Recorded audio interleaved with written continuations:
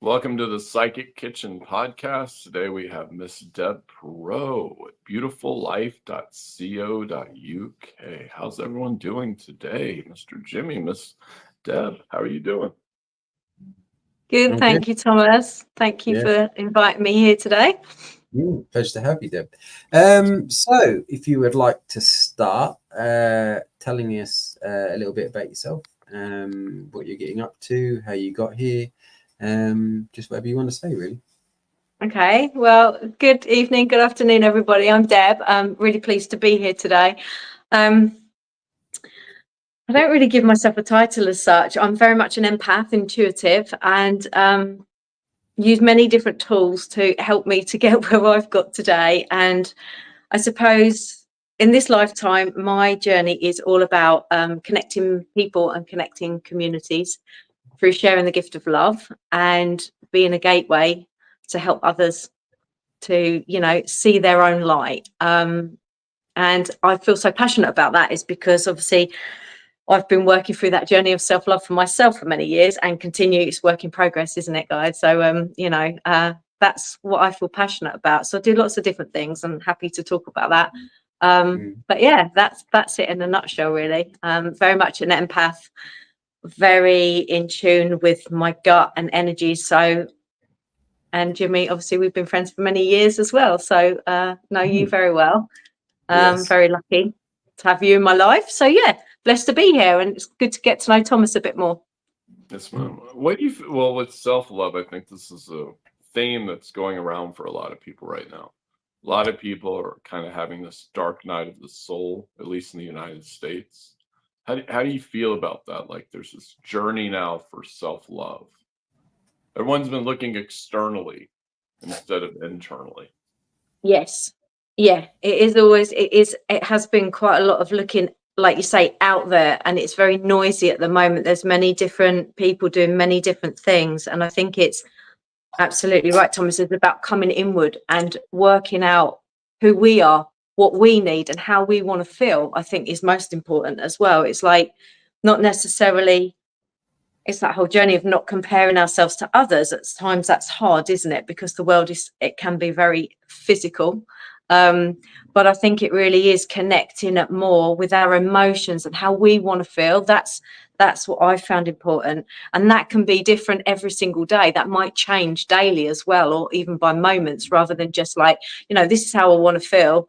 And that's going to be it for the next month or the next 2 years. It's presently coming present with it and really getting to know yourself and getting to maybe like yourself, spend some time with yourself and see how you tick and what you're about.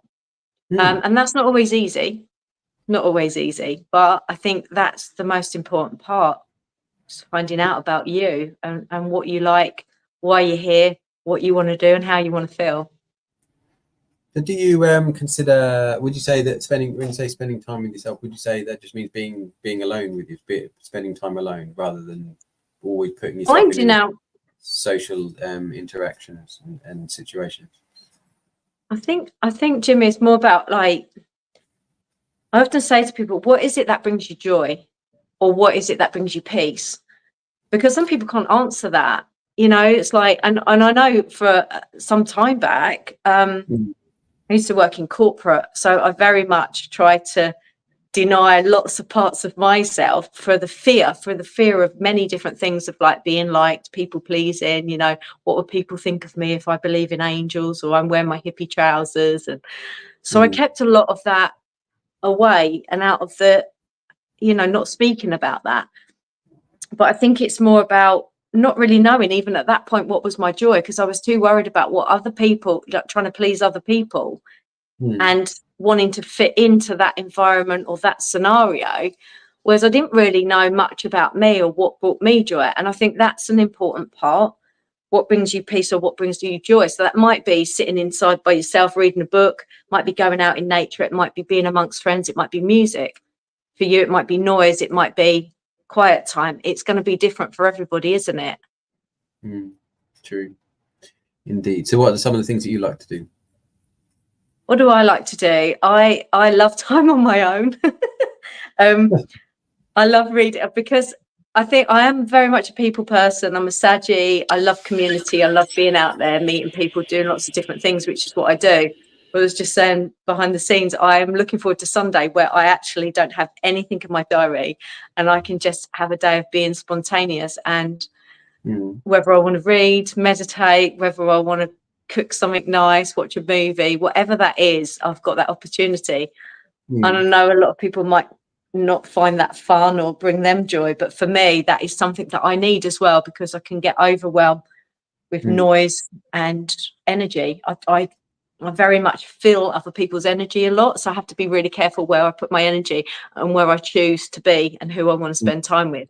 And that's something I've got only to know as I've learned about myself over the years. Here's a question: if you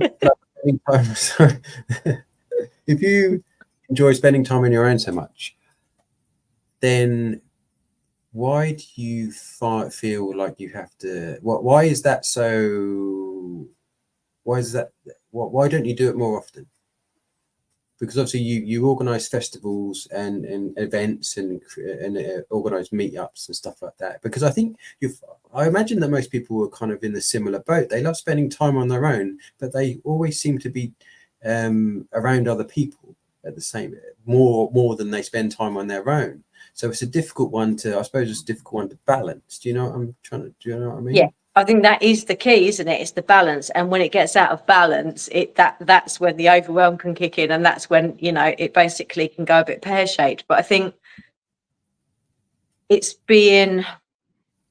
listening to yourself as well and tuning in where you want to be with people, where you need the balance. So I know that this week has been really, really busy because there are so many events coming up. So I've made sure that in a couple of weeks' time that I have got moments in my diary where it's completely clear, or I'll book to go away for a couple of days and leave the technology behind and stuff and just switch off. Because if I don't do that, the universe will end me up in bed and I'll be physically ill or whatever, you know. So I listen to that now, whereas maybe in the past I would just keep on going until I was knocked out in bed for 3 days with a migraine or whatever it would be, you know. Whereas now I'm just a bit like, I can see it, I can kind of feel it and know it if that's coming. So I'll put things in place to make sure that that doesn't happen, and also not feel guilty about it, you know, because you can feel guilty about it, can't you? Yeah. And also, and I've done this myself, if we don't take a break when we kind of perhaps feel like we should, then something will happen to force us to take a break. I think it's important too, because what I've noticed lately is a lot of people are really addicted to social media. Like, at least in the States, even when I saw like these social media apps come out on phones and whatever, the last 3-4 years. But what I'm noticing is like everywhere I go, people are staring at their phones for like hours and hours and hours and hours. And it's like, I feel like in social media, as I've said plenty of times, can be used for a good or a bad thing. But at the same time, it's like they're feeding into this like rage. So when I look at TikTok, for instance, or whatever, it's like there's so many people arguing with each other. Like that's all they're doing in the comments, even on Facebook Reels or whatever it is, comment section. They're just fighting for the sake of fighting. And it's to me, it says how easily programmed people are. But looking at it, it's like it's so easy to make narratives about people without proof and all these other things that I'm seeing. But part of me wants to like scream and shake people and be like, "What are you doing? Stop it!" I want to slap them. Like, stop it. I probably wouldn't do that to myself sometimes too, though. So anyway, the point is what do you feel about that? Yeah, I mean, yeah, it's true, because you as well, it's so much information ready available, isn't it? You can find yourself even, you know, like 1 minute think, right, well, I might look that up on Google, and it's like, it's almost like, you know, trusting in yourself as well sometimes, and just feeling where you are with something, you know, rather than looking up the answer on Google. Sometimes you know, I remember a time you didn't have Google to look it up. You just had to, you might look it up in the dictionary or whatever, or trusting in yourself. And I think it's it's checking in with that as well, isn't it? Because as you said, Thomas, I really agree. I think some of social media can be amazing and be really positive, and how it connects. Like for us, example here, you're in the States, we're in the UK. Yeah. That's an amazing thing, and being able to share information and meet different people and connect. But on the same time, like you say, even without the social media, I notice even with traffic at the moment, people are so ready to fight or to shout or to be so aggressive. You know, it's so volatile. It isn't it? You know, even if you make a mistake, it's like, oh God, you know, by accident you pulled out or something. People are just ready to get out of the car and just take your head off. You know, it's like it's so volatile. And I think it's just everyone's fit to burst at the moment. We're full. Everything's full, isn't it? It reminds Of me, noise. I was going to mention it anyway because it relates to something else I was going to say. But I was watching this. It was an interview with a guy called Chase. I think his name is Chase Hughes, but he's a sort of a behavioural expert and interrogator and stuff like that. And he did an interview on a podcast, and he was talking about various things. And I found all of it fascinating. I listened to it twice, pretty much. But he was saying that the reason why, in his opinion or his studies or whatever, the reason why people are so they're bad drivers and they have a go at, you know, honking the horns and they have a go at other drivers, is because they don't have to rely on reputation. They're probably never going to see that person again, and so they don't have to rely on reputation, so they can basically act however they like, because they don't have to face that person, whoever they cut up or whatever, in line again. And that's kind of maybe explains why people are so aggressive and argumentative on social media, because they know they're probably never going to meet that person, that person doesn't play any significant part in their life. They don't have to rely on that person saying a good word about them to you know, to do anything. But he also said that, which I found quite, and I can relate to this because I have this urge or this instinct, and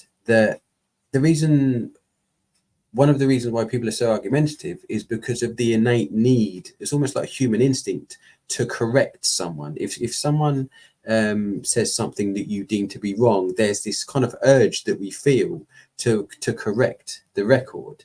And I thought, yeah, that I totally get that. Because and it takes a lot to suppress that. And because at the end of the day, it depends how much it matters to the individual, whether they feel like they need to or not, I suppose.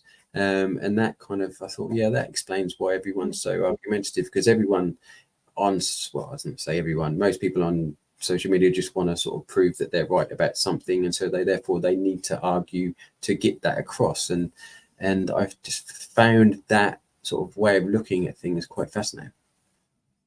I found one thing too, which is kind of off subject, but kind of in subject. So I was out with a person I know, a friend, and we went out to a Mexican restaurant. I was like, I don't really want to buy their drink. So this is just how people are. And he's a good friend of mine, but I think it's just how people are. So I brought in like a water cup from a gas station because I didn't want to buy anything from this Mexican place. And he was like, but you're bringing this in here, and how are people? I knew what he was thinking because I'm hearing what people are thinking all the time, in their subconscious minds. So he's like, oh, they're going to say something. I'm like, no one's going to give a shit that I have this gas station cup full of water in here.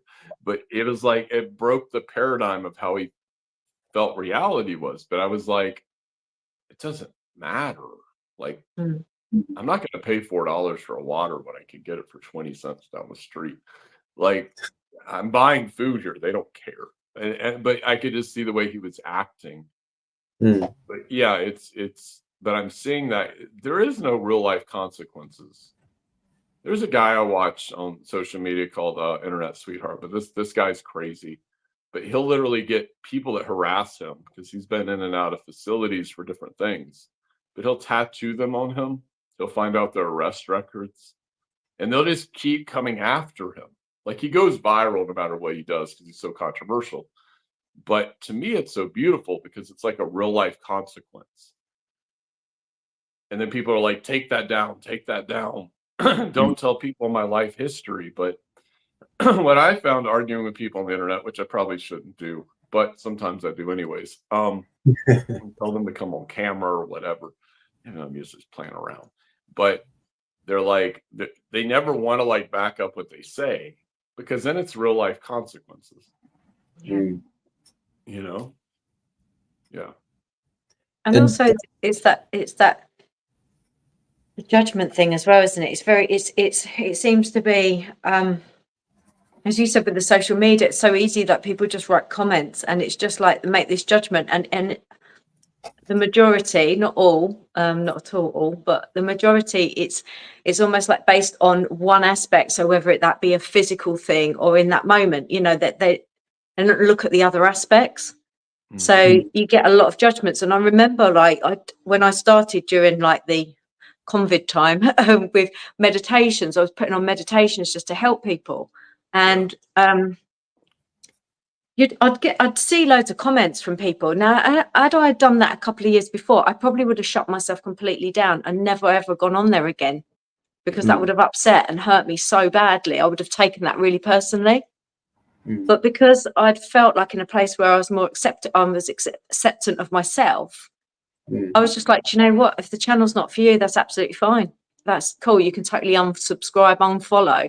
But it's just like people just don't, like you say, they'll just throw it out there and then leave. It's like throwing in a massive rock, isn't it, in the water, and it just like having a massive ripple effect, and they just walk away from it. And it's just that they don't think anything through. And it's normally, it seems to be at the moment, a lot of judgment, and it's based really on just the physical aspect that I'm finding. See something and it's like, oh, well, I don't like that, or that's that, and it's just like, well, you have no idea what's going on behind the scenes. And I think there's a lot of that still around. It's shifting, but there's still a lot at the moment. There's a sort of a spiritual saying or sort of ethos to not judge other people. Yet I see everyone judging other people. And so it's kind of a bit of a hypocritical stance or contradiction in terms where someone's saying don't judge, and yet in the very same sentence they're judging someone else at the same time who's judging them or whatever. How do we judge but not judge? Or is it just best to sort of just accept that we're going to judge, because otherwise we would never make any decisions, or we'd never decide who to be friends with, whether someone we can trust someone. It's because I don't see it as just being one-sided, whether we just don't judge someone because of their bad qualities and we just ignore everything else. If you're saying don't judge, then that means, to me, that means you can't judge anything. I think it's the bigger picture as well, isn't it? It's always the bigger picture as well, because we're all interlinked, and it's all good, bad, up, down, in, out, hot, cold. You know, we're all of those things, aren't we? So it's not just, you know, that. And I know again, in the past, I've definitely judged, for sure. You know, and you learn different things, you get lots of different teachings, and you learn along the way. But I'd like to think like from the bigger picture point of view and be more open-hearted and open-minded, you know, rather than just be like, oh yeah, he or she, this is that. But I think that only comes through knowing yourself and being open to that. Not everybody's the same, and we're all going to have different opinions, and that's okay. And we might not like everything, but that's totally okay as well, because we're not meant to be the same. But because I think, although there's sort of some thought that says we should just allow everything and not judge, but if someone's doing something that you don't like and you want them to stop, you have to judge them to some degree, because you want to stop them doing something that you're not okay with.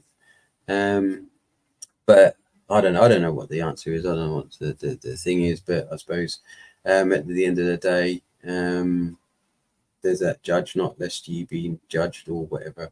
I don't know what the exact saying is, Thomas. What? Judge, not you be judged. But that's the thing, is like, I mean, I've noticed in some of my recent porting over videos from different social media apps, But like people are like in the comments, there's one Archangel Michael channeling video I did 2 years ago. But it's like people are like, oh, this is witchcraft and this is this. But I'm like, I can quote scripture with everyone. So the thing is I'm going back and forth, but it doesn't matter what I say to them. It doesn't matter what you say to them. It's that's the whole thing. It's like, well, I feel Jesus came to serve as an example for what people could be. Yeah. But people want to be right, as you said. And if it challenges their ideologies, which is usually a big thing, they can be very vocal about it, especially over here in the States. So you have this whole political thing, and everyone's just at each other's throats. Like I had to start blocking all of it on social media so the apps would pick up. I don't want to see this anymore. Because it's like constant. It's just like people are there's this. I'm gonna just bring this up. There's this creator called Mama Tot on TikTok. She's massive. She's like the head of the witches on TikTok. And she posted something about like political, but it was more about Asheville, and people started went after her. I don't know the whole thing, so I don't really follow it. I don't really care. But I'm watching other people make other channels, and I'm watching just because of her political views, whatever they are, because I'm not really sure on that either. Like people are all just attacking her left and right. But I'm thinking, what are you people doing with your life?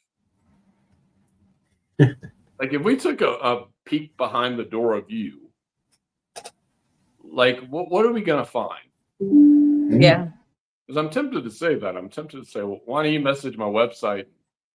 Then let's have a peek at your records and put you on camera and see how you feel. But it's not going to solve anything. But the point of it is like I'm just like you can't be judging these people. It's just like you're just as bad as the thing you think you're fighting against. Yeah. Yeah. I guess that's the thing, and myself included. And I've noticed this when I do this now because I'm aware of it. Maybe not every time, but eventually. But if I see something and I think, oh, I'm not keen on that, or I don't like that, or that behavior or whatever. Sometimes I think, well, actually, hold on, I do that. So that is showing me that I do that, and I'm not liking what I'm doing. That's just being aware of it and thinking, right, okay, I want to stop that because I'm not keen on that. But I had to judge someone else to be able to see that that's what I'm doing. But yeah, because Ada says she thinks some of it is intuition, and I guess it is, but intuition is sort of judgment in a sense as well, as a form, I suppose, maybe. But what I wanted to say was, Thomas, you brought up Archangel Michael, and I know, Deb, you do angelic Reiki. So how do you see angels and their role and what they do, and how do you work with them? For Thomas or for me or both? For you. Well, both of you, if you like. So in terms of my personal experiences with angels, it was something that started from sort of teens, but I always saw orbs. I could see orbs with my eyes, and I didn't know what they were at that point, but I always knew I was looked after. And as a very shy child, I never ever would speak about what I could see or what I felt at that point. It was only much later through different things and lessons that I would start to be like, do you know what? The angels was always part of my path. It was always going to be part of my path. And I think for so long, I either denied it or tried to hide from it. And now it's like, it's totally okay that I'm, the angel go out there. When I did my angelic Reiki in 2011, that was the gateway moment for me. That was life changing. That was really, I did my angelic Reiki to learn and understand more about the angels, but also what I didn't realize what I would get from that point was all about self-discovery of myself. And that's really when my journey with the angels really sort of started to grow. Archangel Michael comes forward and Metatron a lot, and they oversee all of the healings and all the sessions that I do. And when I did my angelic Reiki in 2011, never at that point did I ever think that I would be facilitating and helping others take their journey of self-discovery and, you know, wanting them to do angelic Reiki. So we've got quite a community of girls and guys that have done theirs here. And it just is opened so many doors. So I think it's just always learning and being open. You know, I say to people that, Thomas, for you, you know, how you see angels or feel angels and work with angels would be a very different, again, experience probably to me, wouldn't it? It's different for everybody. I work quite a lot with Raphael, Master Hilarion, so work a lot with the Emerald Green Ray. And that was something I didn't know anything about until I started to sort of, again, sit with that and learn about it, do a bit of research, but also trust in my own intuition. And that really then opened up the psychic side for me. So it's just ever growing and learning every day with that. Actually, I still feel like you never stop learning. I don't believe you ever stop learning. And I love that. I guess for me, I mean, as a kid, I saw things, but I grew up very Christian. People weren't accepting of this in the southern states. It wasn't even into. I mean, I'm always seeing angels and ghosts and dark things, and especially as a kid. But looking back, I was probably going through a lot of chaos too. But the point is that, I mean, now I see them full bodied, but it's a lot of times. But I think it's your perception of what they do. That's what I'm hearing. This is what I'm seeing a lot of, is what is the perception. So like when I'm working with Michael or I'm working with Metatron or just as angels, it's really your perception. I don't think they really judge so much. No. I think that's the thing. There's no real judgment there. It's really up to us what our spiritual path is. Yeah. And I think as well, Thomas, that I agree. It's not, there's no right or wrong with that either. Somebody might see, as you say, Michael as the angel, as you would portray that with wings on paintings and portraits, or if you saw Michael as that blue light. A lot of the times when working with Michael, that it's the blue energy that comes forward, and I see it as the colors. It's not right or wrong. It's what's comfortable. Yeah. They work with us how it's comfortable for us at any point, and that can change along the way as we evolve and grow as well. I truly believe, because that's changed for me on my journey. So I think that's, again, being open to that, because it's not right or wrong. If Michael's blue, green, black as a person, whatever, it doesn't matter. It's what's going to be that journey and comfortable with you, and you, as you said, your perception, isn't it? Yeah. Well, I think the fact that I think it proves the point that the fact that they don't necessarily have a one form and they appear as whatever the individual is proven by the fact that on all of oracle cards and that Michael is always looks different on every single one of them. So if they, and so it would appear, it would seem like that he appears in whatever form. That each person has their own interpretation of his energy and of all the energies, because they never look the same. I mean, they all kind of look sort of male, although I have seen some sort of feminine looking Michaels, but they all look different. And so it says to me that they're just energy, and they appear in the form of which whatever is presented to the person who's doing the cards or whatever. So yeah, and in terms of, like you say, it could be a feeling as well, not even like what they look like. It could be a feeling, whether it be a temperature change. You know, when you're working with the different beings and stuff, sometimes the temperature changes. If I'm working with the galactic energy, for me it's cold, it goes like ice, but for other people it's almost like the heat, like extreme heat feeling, you know, or a loving feeling within the heart. It can be completely different. Feeling, sight, even hearing, you know, it's a completely, all of that can be so different. And again, nothing's right or wrong. It doesn't mean to say that they don't exist. You know, it's down to each individual, I think, and that's the other thing as well. I never push that on anybody either. It's their own journey. If they don't believe in that or don't want to be open to that, that's totally cool by me as well. You know. Have either of you asked to connect with Source, God, Creator, whatever? And what have you seen when presented, or when whoever has appeared? Because the only time that I have sort of asked did a meditation to connect with Source, God, I just saw an eye, and I was just wondering what you two and what anyone that was listening has sort of seen. What was there? What did you see, Jimmy? An arch, did you say? Sorry, an eye, as in. Oh, an eye. Sorry, I couldn't hear. Yeah, just wondering what you two. I had one, Jimmy.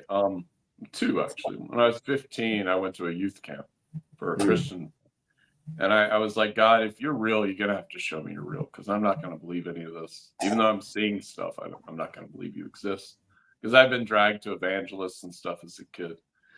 So the last night I was there, it was these people were in this group of like 40 people, and essentially this energy shot through the room, and everyone started hitting the ground. I could feel it. I was just standing up though, and I saw this energy like against the wall, and I was like, that's God. Like, I understand. But then another time, a couple of years ago, I was like, I want to get directly to Source, as close as I can. I'd be a bit rebellious sometimes. So I was like, really? I want to try to get into Source. So it was this massive ball of energy. And I kept pushing to get inside of it. And once I got inside of it, I just like knocked out and fell asleep. I kept pushing to get closer and closer. I was like, you're going to let me in no matter what. But it was this huge ball of light. Oh, interesting. And then I just passed out. What you do? I felt very much like immense light, and almost like completely just so expanded, like not even like, you know, from one county to another, as in felt expanded, and the light was just so immense. There's one time that I just want to share as well what I felt. I didn't know what was at the time, but later on I was told, like when I was out writing in the garden, and I just felt this energy just cover like literally this house and the two houses next door. It was just like this immense energy, and I just felt, all I could feel was just like my heart was almost racing, but not in a like frightened way, just in a way that it was just almost like opening my heart that I'd never felt before. And I was told and felt later that it was the seraphim energy over the house, but it was just like size wise and the feeling combined. I've only ever felt that twice, and the second time was when we went to listen to carols in at Christmas time in one of these big cathedrals, and all the carols and all the carol singers were there, and again that same energy of the seraphim, and almost like the sound of music which wasn't playing on the music that was there. That just felt like God and Source light in itself. I can't really put it into words, you know. It was just amazing, immense. Was it all songs or just one particular carol or hymn? It was one particular carol, but it was very, you know, when they really, really hit those high notes, it was just that, you know, that real festive moment, the lights, the candlelight was on, and it was just like, it was almost like the roof just cut, you know, that energy of like the roof coming off, and it's as if you was in like that a meditation where you was so high, you was completely out of your body. That's what it was like. Yeah, it was beautiful, and that was twice only. I've never ever felt that since. Interesting. I've seen pictures, I've seen drawings. Funny enough, I was saying about sort of how all drawings and representations of Michael are different. Michelle says, for Michael, I've seen blue light of energy. I've seen a male in armor, and I felt extreme massive heat at the back of my neck. Interesting, Michelle. What was I going to say? Hello, Michelle. I can't see any comments, so I can't see any comments. That's just me because I'm not very good with technology. But Sending lots of love out to anybody that I know that I'm not ignoring. I can't see anything. That's cool. But I have seen drawings of seraphim, and I think the cherubim and other angels. I can't remember what they're all called, but I know one of them is sort of like an eye with wings or something like that, or with feathers around it or something like that. I think it's a seraphim. I think they got a lot of those from Enoch. I think Yeah, those are like Enoch, the descriptions of the Bible or the angel. Yeah, and there's so many texts that aren't there. So the books of the Christ Child 1, 2, and 3, the Book of Thomas. I could go on a whole rant about that, but yeah, there's so many books that aren't there. So I think it's up for interpretation. And some people believe that Enoch was seeing aliens. So yeah, he wouldn't have any understanding of what was what, you know. Yeah, it'd be interesting to have someone channel an archangel or just a spirit, what have you, who had no previous knowledge of what they're supposed or what they're told that they look like. So, for example, Michael, everyone sort of has been told or is depicted of him with a sword and this and that. And so someone who channels him may already have that because he that's how someone would recognize him. He would present himself as someone in that form with a sword so that the person knows that it's Michael, if you see what I mean. So it'd be interesting to see what someone gets. And I suppose we do as children because we don't, like you, Deb and Thomas, you've seen things, you didn't necessarily know what they were, and no one had told you what they were supposed to look like or what they were supposed to look like for other people. So therefore it was presented in the sort of, in its, I don't know, the virgin format, if you like, insofar as it was the first time that you'd been exposed to these. That's images. why I think I was shown orbs at that young age, because I was always so, in my mind, I always thought, oh God, I never want to see a dead person at the end of my bed. You know, that would freak me out. I was not ready to see that, or spirit, you know, in that form, which is why I think my relationship with orbs has always been there, because I've always been comfortable to see that. And now not only do they come on the photos, I see them with my eyes, and I ask permission if I can take photos of them, especially when I'm out in nature. And I've got some incredible pictures, and some that I share and some that I don't, you know, and that's purely because just being respectful for what spirit want. But I think that was why my relationship with orbs was, because that was already spirit and angels coming forward, but it wasn't in a form of anything that I felt scared about. Not that I should have been scared, but it was just something that at that point I had the fear of everything. So, you know, that was a form that I felt comfortable and safe with, and that's why they've always been in that way in my life as well. One thing I've noticed lately, I mean, I've noticed this since I've been in Savannah, Georgia. Savannah's very haunted. But even like last Saturday, we're at a festival, me and a friend of mine, and I'm walking through a graveyard when we leave, and then all of a sudden there's all these ghosts following me. And I'm like, look over there. There's a girl. Look over there. There's like 10 of them watching us. And she's like, what do they want? I was like, they want to be crossed over. Like they're stuck here. Like no one can see them, and everyone's just walking around this, but they have no idea there's all these ghosts in the graveyard. So I'm constantly like, when I go to these places, even sometimes I don't know if I'm doing it or not doing it, but it's like I'm just opening up portals if I feel like I need to, and just leaving them there. I'm just cross over, because sometimes these graveyards are just full of ghosts. And I can see them, like I'll see a little child just standing there or something. And it's like the child I'm hearing sometimes has been sitting there for like 100 years, just waiting on the right person to see them to cross them over. And I don't think people realize that sometimes. It doesn't mean that everyone gets stuck here, but I think that could be a soul fractal. It could actually be the person. It's a whole nother debate, but they're just waiting. And I'm like, why won't you cross them over? But people don't want to realize that. They don't want to realize this is possible. If you go to a place like Savannah, it's very interesting to me, because you have you have so many Christians, but then you have 30 ghost tours a night that comprise of 30 people. Their whole city's built on the ghost trade. So, but I'm like, you're capturing all these people, like these ghosts in this town is like a cage, and you won't cross them over. Like a zoo. Yeah, because I was like, people would try to hire me for different things like ghost tours. And I'd be like, please, they're like, please don't cross over my ghost. I'm like, I'm thinking in my head, but I'm gonna cross them over anyways. Like, yeah, I'm never gonna tell you. But they wanted, like, one was a kid that kept going in there, like in this one place, and they were like, there's this kid, but we really like him being around. But I'm like, what right do you have to keep this child in this building? Because it makes you feel safe. Like, this kid probably don't want to be here anymore. Yeah. Yeah. I just found that very, very, very unethical to me. Sort of, sorry, go on, Dave. I was just going to ask, in talking about that sort of side of things as well.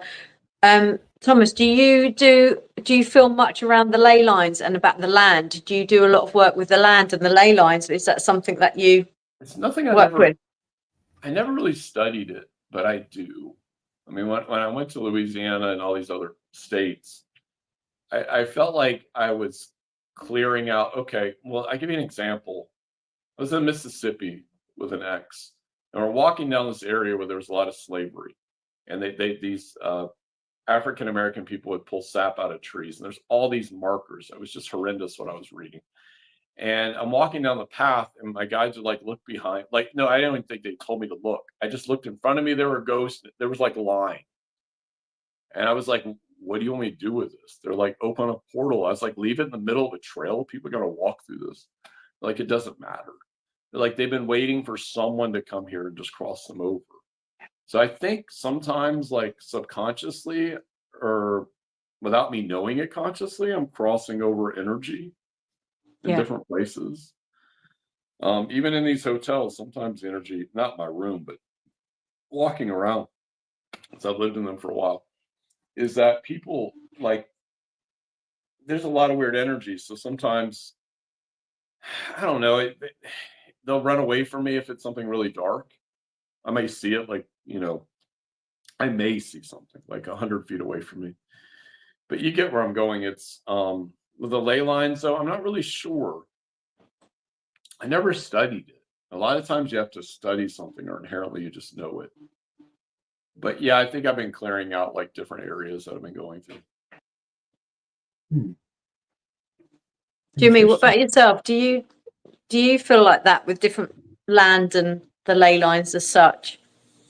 Not noticeably, if I'm honest. I remember seeing a good talk by this guy called Alan Pittman on ley lines, and he explained sort of in depth. Well, sort of in depth. There was only about an hour, 40 minutes or something like that. And he talked about how they sometimes converge on certain places, and how sort of monuments or water sources or whatever are sort of focused there.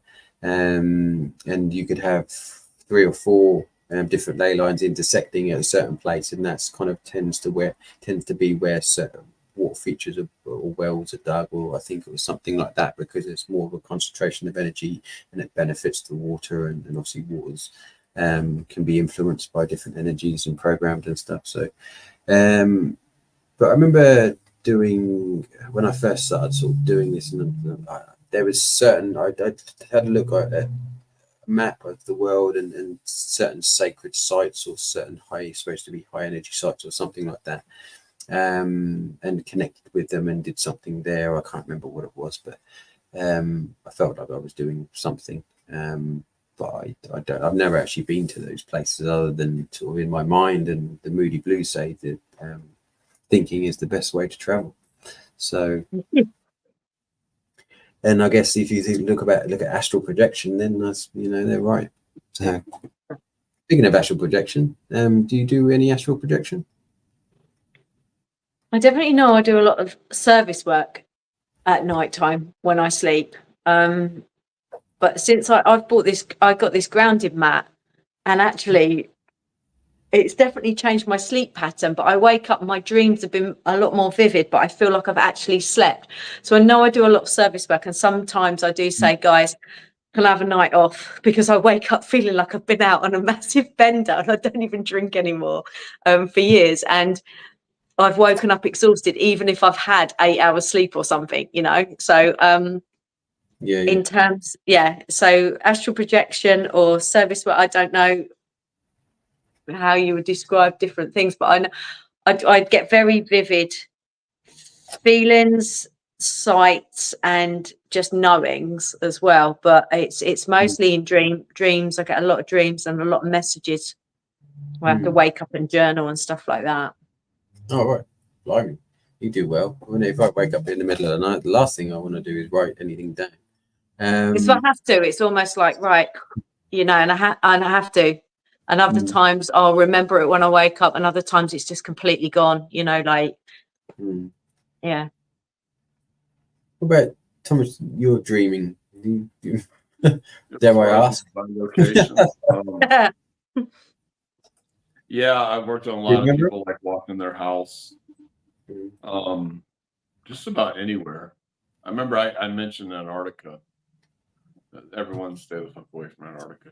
I wasn't going to say anything. I just wanted to go look at it, and some government psychic hit me with a massive energy bolt. My friend had to pull it out. Then there was another time one of my friends was getting fucked with, and I knew my friend wasn't going to do anything about it. And I knew it was a dark wizard. And I was like, guys, what level is this fucking wizard? And they're like 3 out of 10. I was like, oh, whatever. Let me walk in his house. He had all these protections. I started walking through them. This will be very controversial to some psychics. I'm hearing that what I'm about to say. But this guy was hurting other people that I cared about. I knew what he was doing. I didn't know who he was. So essentially, I just walked through all of his traps, and then I held him against the wall and started pumping light through his head. I was like, if you like the darkness so much, we're going to see how much you like the light.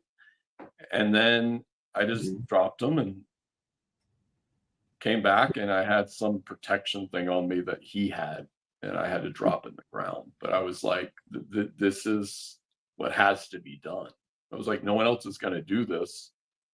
And he's never going to know it's me. And then it's like, but I've done this with other people where I've had to like walk in, like people that have done really horrific things. There's a guy I used to know on Facebook, and he was merging with other people's higher selves, like in an intimate manner without their permission. And I remember walking into his house like 7 years ago, and just like walking, he had all these protections up, and I just walked through them like laughing, and went up to his face. And I was like, I know what the fuck you're doing. And I couldn't tell him like not to do it, but I was like, I know what you're doing. And then I just turned around and walked out. And then he messaged a friend of mine, and he was like, Thomas walked into my house, and I have all these protections. He just walked through them like they were nothing. And then I just looked at it. I was like, what you're doing is wrong. And then I just walked out. But I was like, sometimes I feel like you have to be that kind of warrior. If that makes sense. I know how crazy that sounds to some people, but I don't know. It's like a judgment call I'm hearing. Yeah, if you feel like you need to do something, then why not? Yeah, they're doing something wrong that's not right. Like they're hurting people. It's not right. All right. You've got to stand up for each other. Yeah. I think as well, it's like lots of times, you know, with that connection with people, like someone say, oh, like, you know, I dreamt of you last night, or using my dreams, or like, you know, when you instinctively know that you just need to connect with somebody and just message them. And it's not necessarily a bad thing, but you just know that you need to reach out to them, just send them a message and say, hi, how you doing? Sending lots of love to you. And it's almost like that happens a lot. And I've been having a lot of information and a lot of energy around animals at the moment. Animals come into my dreams and sleep state every single night this week, and sometimes some of it makes sense and other times it doesn't, but I just allow it to be that, you know. Yeah. Try not to put anything on it, you know, into the human mind, and trying to figure out what it means, just allowing it to be. Yeah, I know what you mean. And do you think that I always think that if someone visits us in a dream, or we visit someone else, it's kind of a represent it's because they either need to, we've got a message for them and we visit them because they respect us or they trust us, and or whatever. So it's for specific people. So say if someone who you didn't trust or respect, if someone gave you a message in a dream and it was them, you probably wouldn't take any notice of it. Whereas if someone who you did trust, you would take notice of it, something like that. Yeah, and sometimes, like you say, you get this strong guidance, don't you? I just remember once, like, I had to. It was at the time when there was a lot of energy around dragons, and dragons. I'd never really worked with dragons, and I started to almost feel like a dragon energy everywhere. And I went to the Glastonbury this particular weekend, and everything was dragons. There was dragon cars, there was dragon this, dragon that, and I was like, okay, I'm listening. And since then, that's sort of grown, working with the dragon energy. And I remember having this guidance just before I went to bed. So it was almost like a guidance and a channeling, but at the same time, I remember dreaming as well. And the next morning I woke up and I was like, right, okay.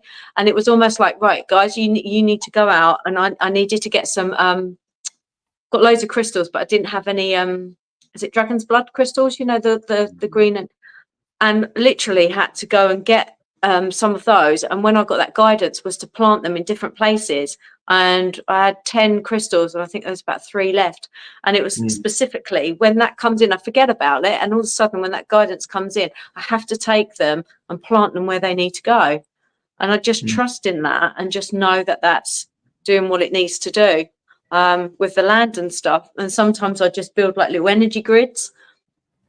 Oh, yeah. And I just go with it. And sometimes I know why, because I'm told, and other times it's just I don't always know, but if it feels right, then I'll do it. It's just it's interesting, isn't it? Do you ever find out at a later date if you're not sure why at the time? Does it ever come to light later on? Sometimes it does.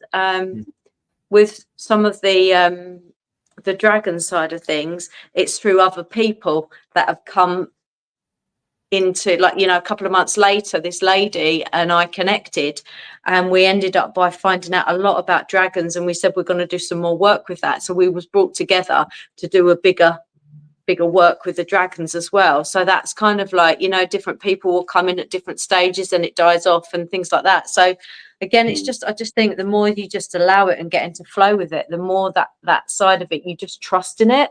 You don't question it. You don't doubt it if it feels right. Yeah, I know what you mean. Just obviously, for anyone who doesn't know, Deb runs a spiritual festival called Haven Festival, which Haven is part of her sort of business portfolio, shall we say, along with Beautiful Life.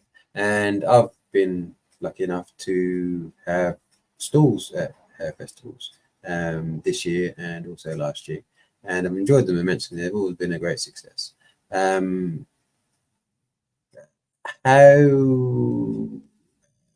do you? Well, obviously you enjoy doing them because I know you enjoy community and bringing people together. Thomas, have you done any? By the way, have you done any sort of festivals, stalls? I've done some psychic fairs. I've been to a lot of them. The spiritual community is interesting, at least in the United States. You talked about like judgment. I've noticed that a lot there. Like, you have to be this way, you have to be this way, you have to be this way. And I think Jimmy and Deb know how I feel about rules. But the point is like, they're like, you have to be vegan, you can't smoke, you can't do that. I'm like, oh my God. And like half these people are on ketamine. Because I can look at their energy and tell. But I'm just like, they're there for help, though, I'm hearing. But I have nothing against the festivals in themselves. A lot of them serve great purpose. But I just find there's so much judgment. But yeah, I've done a few things here and there. Yeah, but it's good that people are having them because people need to wake up to the energy. I think that, the ones that I've been to that Deb organises, they sound like they're very different to the ones that you're probably talking in about. the South, yeah. and because those ones have always been great. There's Yeah. lovely energy. Everyone's just happy to be there, getting along. I've never heard or seen any issues or any trouble. I mean, or anything like that. And everyone's just there to help each other. And I imagine that. I mean, you wouldn't do them if they were if there was any issues with them. And like the Haven has always seemed to be just a pleasure to be at. Yeah, I So- mean, the reason how Haven come about was a couple of years ago. Obviously, I used to do the fairs like you, Thomas. I used to sit at fairs, do readings, or I'd be doing healings, whatever I was guided to do. I'd be at the fairs, and I stopped doing them. I pulled back from them because I'd either come away feeling really poorly or really rough, because I just picked up everybody's energy. And at that point, it was a good learning because I needed to learn how to look after my own energy. And I was very much giving at that point. So that was a big learning for me. But also at the same time, I'd be sitting there thinking, some people here are just ripping others off, you know, like in terms of like how much they're charging for like readings. And everybody's got their own value, and I'm not taking away from that. But it was like literally just ripping people. You could see that the difference between some people with their energy was just there just to make the money, and they would just, you know, it was terrible. So I pulled away from that. And there are some beautiful fairs out there, but I used to work in corporate, so I used to be a PA. I used to run events in the banking world many years ago, and I think that skill set has always been there. So I believe nothing ever goes to waste. And it was a couple of years ago, just really got spirit like, right, you know how to run events, you know how to do all the admin. We need some heart-led events out there. And that is part of my mission. It is about connecting, as I said at the beginning, connecting people and connecting communities, but in a heart-led way. And that's the difference. And that's the difference of the energy of Haven, because everybody's there for the right reasons. They know the ethos and they want to share. So when people come in, they feel that safety in that sanctuary. And they can try things, you know, they can try things. They don't have to. But again, it's like they feel safe enough to whether or not they come in, just have a brew and listen to the guest speakers all day. They might just come in, walk around for 5 minutes and go. But again, it's a place where they feel safe and also affordable, so that if they want to try 1, 2 or 3 things, that they can try that, you know. And that's why I think Haven's grown, because everybody that's part of it are doing it for the right reasons, for the greater picture. And that's create that support system. And all the time it's needed and wanted, then I'll continue to do it. If that changes, then I won't, or you know, I'll be guided to do something else. But for now, it really is needed and wanted. And the guest speaker side of it, Jimmy, as you know, it's that information and sharing that people outside of the fair dates, they can go and find that connection or that support.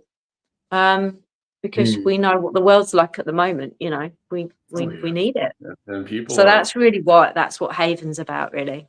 And people run away from, at least here, we've only recently started doing stuff again in person, like events and stuff like that. But it's needed because so many people are looking just for something to do or to be around other people. I mean, I don't know about in your country, but like in America, it's like usually most people have like 3 friends and that's it. Like that's kind of like the norm. Like, but if you were to go to Portugal, most people have like 14 friends. But it's just kind of how America is. My friend from Germany talks about this a lot. He's like, man, here it's like everyone talks to everyone in Germany, and he's been to like 19 countries. But he's like, everyone talks to each other. But he's like, here, no one wants to talk to each other. Like it's like everyone's just like cutting each other off, and unless they know each other. But yeah, it's needed. Like people need social interaction. They need to see these things. Yeah, and also I think that's, again, we've just done our first community cuppa, and again it's not fair, it's not selling anything, but it's a safe place for people to come if they just want a cuppa and a chat, you know. They can come and do that outside of the fair dates as well, because the fairs are only every sort of 3 months and a few evening things. Whereas that community cuppa is a place where people can go, and it doesn't have to be just spiritual. It can be like you just want to come and have a cuppa and a chat because you might not have seen someone for 2 weeks, you know. Yeah. And that again was, many people come to that because again it just shows it's needed and wanted. So that's kind of how that's come about, and that's helping local communities as well, because a place where we run it, that goes back into the charity that run the little cafe there. So it's just it's the bigger picture, isn't it? It's always just about the bigger picture, I feel. But yeah. Yeah, nice. And the Haven also has the ability to stop traffic with it being so popular. Yeah, that was a bit unexpected, but hey, we'll tweak that. Yeah. We'll tweak that for next time. Right. We're just coming up on the hour. Well, we've just gone past the hour. Got any more questions for Deb, Thomas? I'm complete. Thank you for being here. Thank you, guys. It's been lovely to spend some time with you. Thank you for inviting me. No worries. Do you want to just, Deb, remind us where we can find you and what you got coming up? Because I know you got one thing coming up. Yeah, we've just got, if anybody in the UK, anybody near sort of West Sussex area, we've got a pamper evening tomorrow, taster sessions. We've got a retreat night as well, which is sound and meditation. But you can find me on beautifullife.co.uk or on Facebook as well under Haven Days 888. Haven Days 888 is there for all the event stuff as well. But thank you for having me, guys. Pleasure. Thomas, what you got coming up, brother? I have a clear energy class on Sunday at 8 p.m. Eastern. It's on my website, thomasweir.com. But that's 8 p.m. Eastern, US. And you got a deal on for your sessions at the moment, didn't you? Oh, yeah. I have a deal. If you use the code SAVE with a capital S, all sessions are 55 off. Marvelous. Right. Thank you both. Thank you. We'll thank you everyone for watching, joining, etc. And we'll see everyone next week. Take care, everyone. Bye-bye. Bye. Thank you.